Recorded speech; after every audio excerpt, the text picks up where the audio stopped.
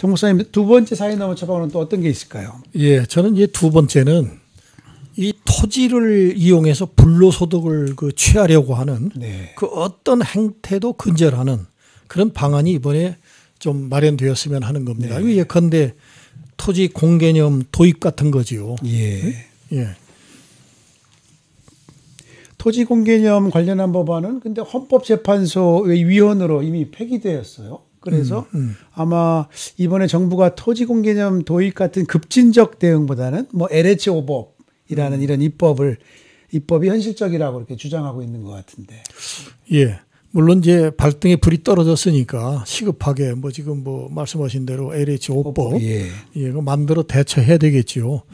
하지만 저는 이 차제의 근본적 대책을 마련해야 된다. 이제 그런 좀 말씀을 드리는 건데. 네. 예, 그리고 그에 앞서서 좀 지금 이 총장도 말씀하신 그 이야기 중에 몇 가지 우리에게 좀 잘못 이렇게 네. 알려진 또 인식되어진 것들이 있어요. 지금도 그 토지 공개념 그 얘기를 그동안에도 여러 단체나 특히 기독교 토지정의연대 같은 데서도 많이 이 토지 공개념을 네. 이야기를 해왔는데 이런 이야기를 하면요. 이게 무슨 공산 좌파 정책이다.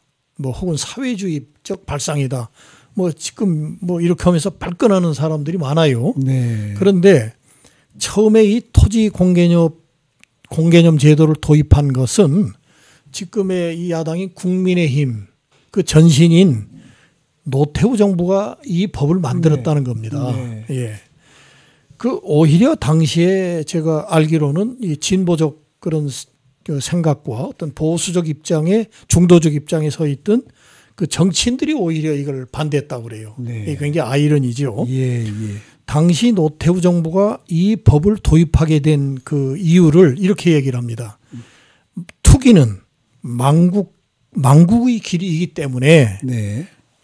토지 공개념은 망국과 혁명 예방적 개혁이다. 네. 네. 그러니까 이 토지로다가 불로소득을 이렇게 받는 이런 일들이 사회 문제화 되면서 대다수 그 근로자들, 이 노동자들이 근로 의욕이 떨어지고 네. 그러다 보면 이거 가만히 있겠냐 다 들고 일어나지. 그렇죠. 네. 이거를 예방하기 위해서라도 토지 공개념 이거 도입해야 된다. 노태우 정부 때 그렇게 말하면서 이걸 도입한 거예요. 네.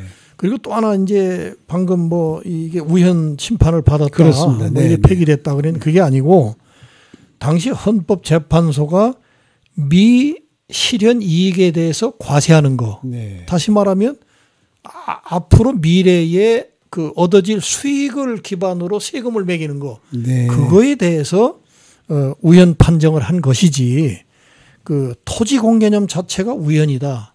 이렇게 판결한 것은 아니라고 하는 사실을 우리가 꼭 기억해야 될 것 같고요. 예.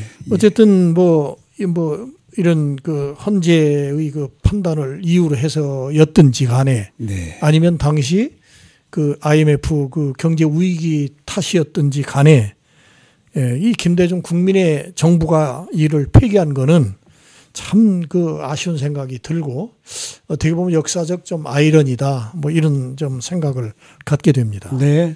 지난 3월 2일이었죠. 참여연대와 민생경제위원회에서 최초의 의혹을 제기한 이후에 정부는 지금 전수조사 의지를 밝히고 있고 또 재발방지 대책을 연달아 내놓고 있는데 당시에 문제를 제기했던 단체들이 이제 몇 가지 제안이 동시에 병행되어야 된다 얘기한 게 있는데 그중에 하나가 우선 독립된 수사기관입니다. 그리고 감사원도 감사해야 된다라고 할 정도로 정부 부서의 곳곳에 사실은 이런 암적 요소들이 다 산재해 있다라는 걸 전제하는 듯한 그런 이제 제안들을 했고요. 또 근본적인 대책 마련해야 되고 또 LH 직원들의 투기 행위에 대한 확실한 환수 방식을 밝혀야 된다. 그리고 심지어 경기도 경기주택공사 광명 시흥 지자체 직원들의 특이 여부도 조사해야 된다. 굉장히 좀 구체적으로 제안을 했던 것 같습니다. 조금 전 말씀하셨던 토지 공개념의 제도입을 통해 불로소득을 금하는 제도적 장치가 있어야 되겠다. 이렇게 좀 요약을 해볼 수 있을 것 같습니다. 목사님 다음으로 제시할 수 있는 처방은 또 뭐가 있을까요? 예. 그 방금 말씀하신 그 LH 이슈를 제기했던 그런 그 단체들의 제가 주장에 덧붙여서 네. 중요한 거는 법률안을 만들되 네. 이 법을 위반한 공직자에 대해서는 굉장히 엄하게 처벌하는 그런 처벌 규정이 강화돼야 된다. 네. 그 말씀을 제가 꼭 드리고 싶습니다. 네, 네, 네. 왜 저 우리나라보다 좀 앞선 이 청렴도를 이게 수위가 높은 그런 나라들의 경우를 보면 네. 공직 사회가 그렇게 맑고 깨끗한 거는 뭐 거기에 일하는 공직자들이 뭐 우리나라 공직자보다 뭐 개인적으로 네. 뭐 굉장히 뭐 윤리적으로 뭐 도덕적으로나 낮거나 그게 아니거든요. 예.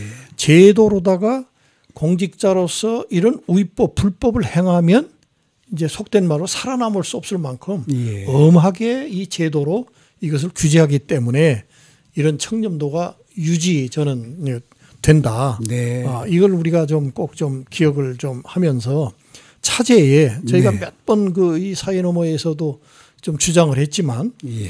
그 우리 공직사회 전반에 걸쳐서 거의 관행처럼 굳어진 이 소위 전관예우. 전관이요. 예. 네. 그리고 관련 그 단체로 이게 취업해서 그렇게 로비스트나 바람막이 이런 행태를 하는 이걸 근본적으로 근절하는 이 법안 이거 시급히 마련돼야 됩니다. 네. 아니 지금 저 여당 민주당이 자꾸 이런 부분에 걱정을 하고 우려하면서도 180석을 가지고도 이걸 빨리 예. 법안을 만들고 이것을 근절하는 좀 그거에 좀 매진했으면 참 좋겠다. 예. 이런 그래서 바람도 단체들도 공직자의 그 이해 충돌을 방지하기 위한 이해 충돌 방지법 제정을 그렇게 외쳐왔던 것인데 아무튼 그 공직자의 직무 과정에서 알게 된 그 미공개 정보를 예. 사적 이익을 써서는 안 되고 다른 사람들에게 제공해서는 안 된다. 이런 시민단체들의 의견도 좀 덧붙이고 싶습니다. 자, 이제 마쳐야 될 시간 같아요. 목사님 마지막으로 좀 하나 덧붙인 말씀 예, 있으면. 예. 네. 뭐 좀 제가 오늘 같이는 뭐 짧은 시간이지만 이런 LH 사태와 관련된 이런 여러 가지 얘기들 이렇게 하면서 이렇게 갑자기 좀 생각나는 거는 왜 예수님께서 당시 그 바리새파 뭐 사두개 이런 사람들을 네. 향해서 이렇게 얘기를 하지요. 위선자들아. 예. 네? 너희는 하루살이는 걸러먹고 낙타는 통째로 삼키는 자들이다. 네. 이렇게 이제 질타하지 않습니까? 그 말씀처럼 행여 이번 사태의 본질을 네. 비본질로 덮으려고 이렇게 하는 건 아닌지. 네. 또 우리가 거악, 굉장히 어마어마한 그런 악에 대해서는 눈을 감으면서 예. 뭐 그보다 훨씬 적은 어떤 비리, 거기에 대해서는 큰 분노를 드러내는 그런 것은 아닌가. 네. 그런 우리 안의 어떤 좀 이중성이랄까. 네. 예, 이런 부분에 대한 그 스스로를 한번 성찰해 보는. 네. 그래서 좀 근본을 뜯어고치고 근본을 새롭게 하려고 하는 그런 좀 국민적 어떤 그 각성들 네. 또 그런 어떤 뭐 필요하다면 운동들이 좀 예. 새롭게 일어났으면 좋겠다. 이런 좀 염원을 가져봅니다. 네. 각성과 성찰의 염원 이렇게 좀 마지막 말씀해 주셨습니다. 네. 미국의 정치경제학자였던 헨리 조지 진보와 빈곤을 통해 사회가 눈부시게 발전하는데도 빈곤이 사라지지 않는 이유는 무엇인가? 라는 질문에 대해 답을 제시하고 있습니다. 경제 중심지의 토지를 보유한 지주들이 진보 또는 발전의 열매를 지대 형태로 독점하기 때문에 대중은 빈곤을 벗어나지 못한다.